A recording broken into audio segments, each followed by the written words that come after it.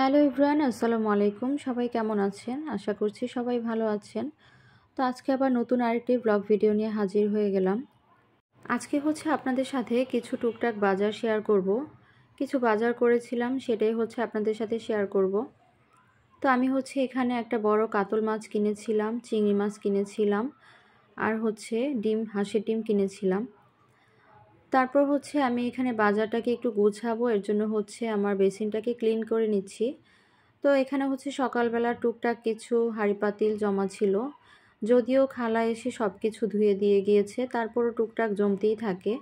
তো ওগুলোকে ধুয়ে নিলাম। তারপর আমি এখানে চিংড়ি মাছটাকে বেছে কেটে নিচ্ছিলাম। চিংড়ি মাছটা আমার ছেলের ইদানিং খুব পছন্দের একটা মাছ হয়ে গিয়েছে, তাই একবারেই বেশি করে চিংড়ি মাছটা আনি, যেন সবাই আমরা মিলে খেতে পারি।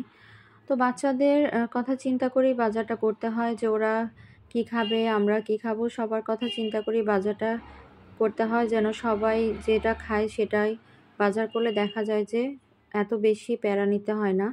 না হলে দেখা যায় ওটা খাবে ওটা খাবে, অনেক রকমের রান্না করতে হয়। যাই হোক, এখানে আমি কাতল মাছটা ধুয়ে নিচ্ছি। কাতল মাছটা ধুয়ে পরিষ্কার করে এখানে ভাগ ভাগ করে রেখে দিচ্ছি। তো এখানে ভাগ ভাগ করে রেখে দিলে মাছগুলি, চিংড়ি মাছও কেটে এখানে ভাগ করে রেখে দিচ্ছি। সব কিছুই যখন ভাগ করে রেখে দেওয়া হয় তখন আর ঝামেলা হয় না। প্রতিদিন দেখা যায় একটু বের করে তারপর রান্নাটা তাড়াতাড়ি হয়।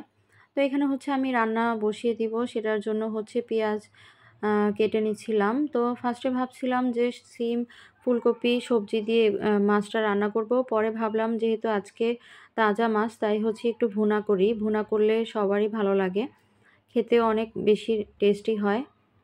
তাই আমি মাছটাকে ভুনা করে নিচ্ছি।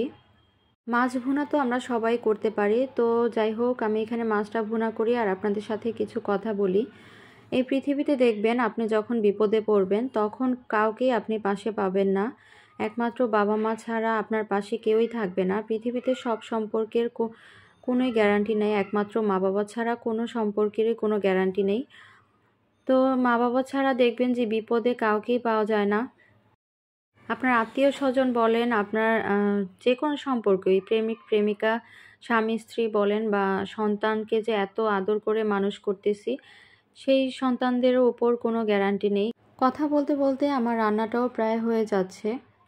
ভিডিওটি যদি ভালো লেগে থাকে অবশ্যই চ্যানেলটা সাবস্ক্রাইব করে দিবেন, আর লাইক কমেন্ট শেয়ার করে দিবেন।